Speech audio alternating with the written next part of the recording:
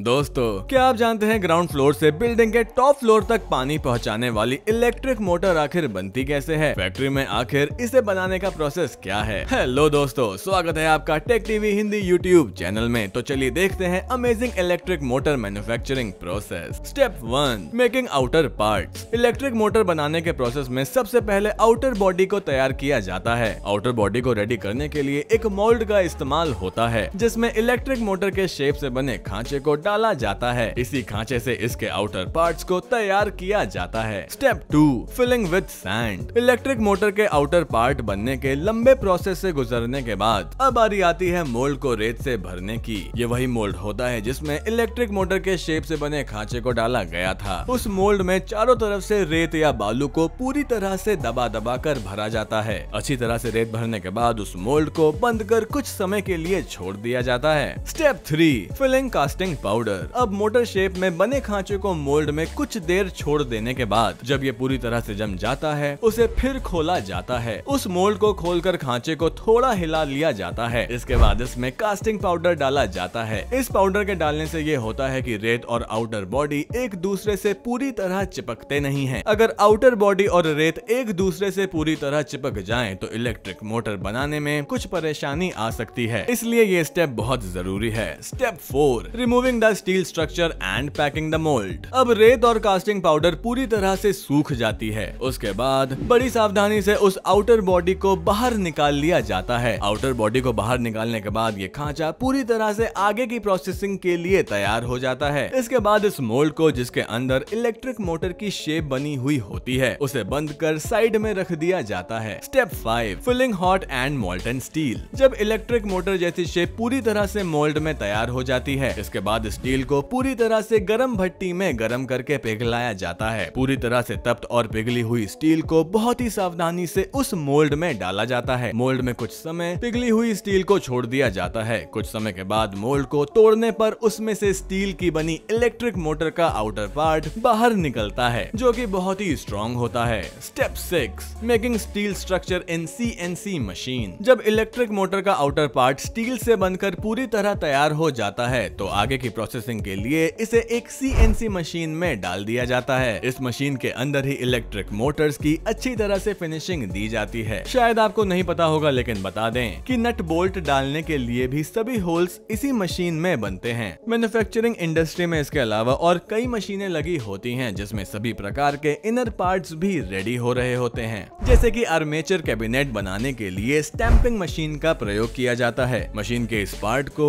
Steel की पत्तियों का इस्तेमाल करके जाता है। इसी आर्मेचर कैबिनेट में तारों की बाइंडिंग की जाती है। वायर बाइंडिंग प्रोसेस भी ऑटोमेटिकली मशीन के प्रयोग से होता है। इसके अलावा एक अन्य मशीन का प्रयोग करके मोटर शाफ्ट तैयार किया जाता है, जो कि मोटर और पंप को एक दूसरे से कनेक्ट करता है। इस मोटर शाफ्ट को आर्मेचर के बीच बियरिंग के साथ डाला जाता है। दोस्तों, क्या आपने पहले कभी CNC मशीन के बारे में सुना था? यदि हाँ, तो इसकी जानकारी आपको कब और कहां मिली, हमें कमेंट बॉक्स में जरूर बताएं। स्टेप 7, कॉइल वाइंडिंग इन आउटर बॉडी। CNC मशीन में आउटर पार्ट्स की फिनिशिंग और इनर पार्ट्स बनने के बाद आउटर बॉडी में कॉइल वाइंडिंग शुरू की जाती है। फैक्ट्री में कॉइल वाइंडिंग के प्रोसेस को ऑटोमेटिक कॉइल वाइंडिंग मशीन के द्वारा की जाती है। इसके अलावा कॉइल वाइंडिंग मशीन का प्रयोग करके वायर बॉन्डिंग और वायर वेल्डिंग भी किया जाता है। Step 8, connecting all parts of motor. Wire winding process खत्म होने के साथ साथ शाफ्ट बियरिंग और आर्मेचर कैबिनेट भी पूरी तरह से तैयार हो चुका होता है। इसके बाद इलेक्ट्रिक मोटर से सभी इनर और आउटर पार्ट्स को एक दूसरे के साथ कनेक्ट कर दिया जाता है। इन सभी को आपस में कनेक्ट करने के बाद इसमें वायरिंग की जाती है। वायरिंग के साथ साथ कूलिंग फैन प्रोसेस करने के बाद इसे पूरी तरह से कवर कर दिया जाता है। जब ये पूरी तरह से एक दूसरे से कनेक्ट और कवर हो जाती है, तो इसमें नट बोल्ट को अच्छी तरह से कस दिया जाता है। Step 9, giving water and weather proof paint. इसी प्रकार मैन्युफैक्चरिंग इंडस्ट्री में इलेक्ट्रिक मोटर्स को बनाया जाता है। अब इलेक्ट्रिक मोटर पूरी तरह से बनकर तैयार हो गया है, ऐसा आप सोचते होंगे, परंतु इसमें अभी एक प्रोसेस बाकी है जो कि बहुत इंपॉर्टेंट है। इस मोटर को लॉन्ग लास्टिंग यूज करने के लिए इसमें वाटर प्रूफ पेंट किया जाता है। वाटर प्रूफ पेंट के साथ साथ वेदर प्रूफ पेंट का भी प्रयोग किया जाता है। इससे ये सालों साल चलती है और कोई भी मौसम इस पर बुरा असर नहीं डालती।